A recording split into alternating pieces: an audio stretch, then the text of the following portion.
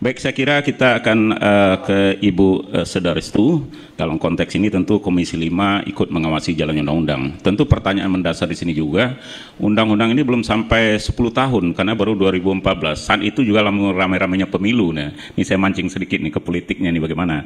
Nah, kira-kira bagaimana Ibu melihat dalam konteks ini? Apa nggak terlalu cepat? Atau mungkin hanya kalau orang sudah demo, ya undang-undang dirubah. Demo, undang-undang dirubah. Nah, ini kan kita pertanyakan juga. Silakan Ibu.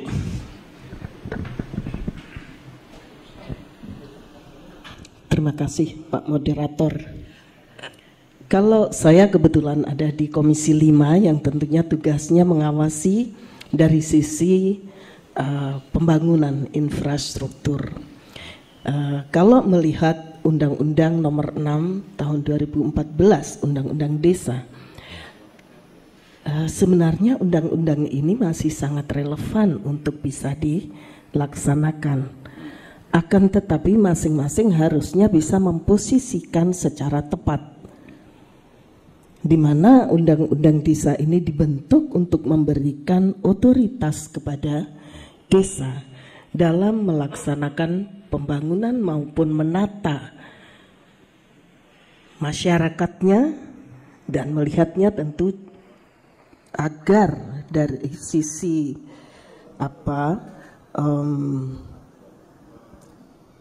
keunggulan dari masing-masing desa ini bisa dipertahankan. Akan tetapi seiring perjalanan waktu, ketika dana desa ini mulai diluncurkan, ini mohon maaf, saya sejak dana desa ini akan diluncurkan, saya sudah menyampaikan kepada para kepala desa tentunya di dapil saya. Di beberapa kali pertemuan saya katakan, jangan enak-enak dengan dana desa. Dana desa ini bisa menjadi neraka sekaligus bisa menjadi surga bagi kepala desa, bagi seluruh perangkat desa. Karena apa? Dana desa ini untuk mengelola desa yang semula hanya pengelolaan anggarannya paling sekitar 200, mentok paling 300 juta, yang kemudian tiba-tiba disuruh untuk membuat perencanaan, dikasih uang dulu awal-awal sekitar 600 juta ya, 400-600 juta, kemudian naik lagi menjadi 1 miliar ya. Jadi ini tentunya tidak mudah, dibutuhkan tadi disampaikan oleh Pak Yanuar dari Komisi 2 berkaitan dengan manajerial. Maka ini kemampuan manajerial dari kepala desa sangat dibutuhkan. Karena kalau tidak, membuat perencanaan anggaran ini tidak simpel, tidak mudah. Walaupun dari Kementerian Desa kemudian merekrut pendamping desa yang notabene boleh dikatakan jauh panggang dari api. Karena apa?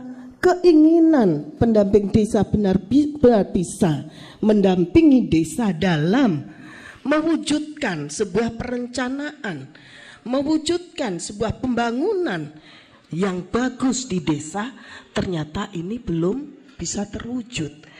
Kembali lagi apa sebabnya? Kembali lagi karena kemampuan dari pendamping desa yang tidak sama. Ada yang pinter, ada yang mempunyai kemampuan manajerial, manajemen, tetapi ada pula yang nggak ngerti apa-apa. Dan ini banyak. Sehingga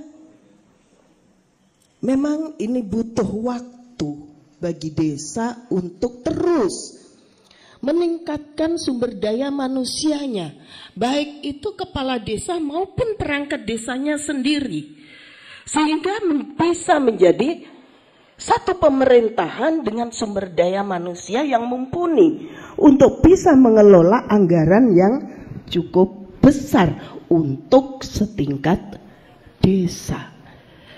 Karena saat ini Pak Yanuar ya, hari ini desa tidak hanya mengelola anggaran dana desa ataupun anggaran dana alokasi desa dari pemerintah daerah.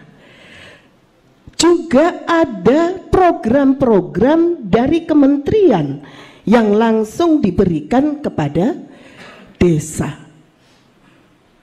Sehingga rata-rata desa bisa mengelola hingga 2 miliar rupiah per tahun.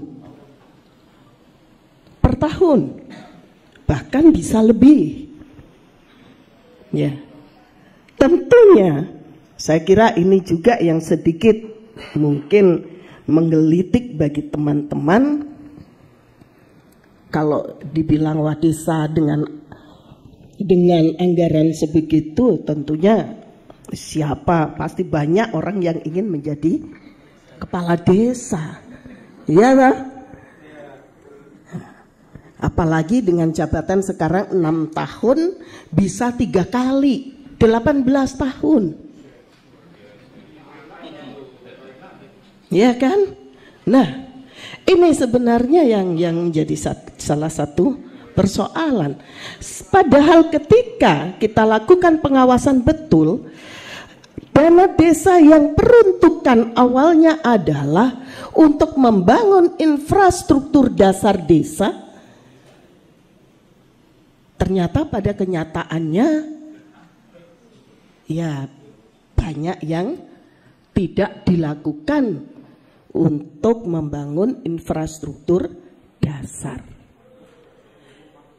Karena di undang-undang itu jelas, poin pertama adalah membangun infrastruktur dasar. Kemudian kedua, baru bisa dialokasikan untuk meningkatkan sumber daya manusia, meningkatkan perekonomian desa, BUMDes, dan lain-lain. Kenapa tadi di awal saya katakan peran masing-masing ini harus jelas? Karena di Undang-Undang Desa juga disebutkan bahwa peran dari Kementerian Desa adalah melakukan pengawasan, melakukan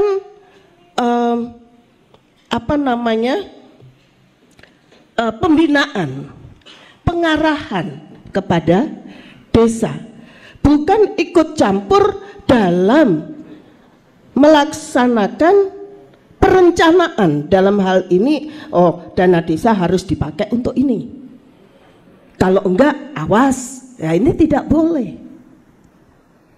Semua harus diserahkan kembali kepada desa. Contoh ketika COVID kemarin, berapa alokasi anggaran desa yang harus diambil, di-split untuk pencegahan dari penanganan dari COVID, yang kemudian dalam berjalannya waktu sudah banyak desa atau daerah yang memang sudah negatif, tidak ada lagi COVID. Akan tetapi ketika Pak Presiden mengatakan desa bisa menentukan bagi yang sudah tidak ada COVID lagi bisa dialihkan untuk yang lainnya. Akan tetapi kan pada kenyataannya tidak seperti itu. Karena apa? Karena instruksi dari pusat, dari kementerian, tetap itu harus diberikan untuk penanganan COVID. Di sini tidak momok yang namanya desa, betul tidak?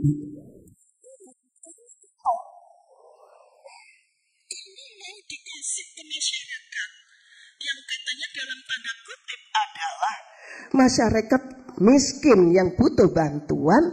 Ternyata karena ada dari Kementerian Sosial, ada lagi dari provinsi dan lain-lain, dari kabupaten, sehingga semuanya hampir rata sudah mendapatkan bantuan. Sementara dana desa ini dipaksakan harus tetap diberikan atau diambil sebagian untuk penanganan COVID. Ini kan menjadi tidak maksimal, tidak bisa optimal di dalam pengelolaan anggaran dana desa yang seharusnya digunakan semestinya itu. Nah, kalau memang kita semua masih bisa mendudukkan semuanya pada porsi masing-masing, saya katakan sekali lagi bahwa Undang-Undang Nomor 6 Tahun 2014 ini masih sangat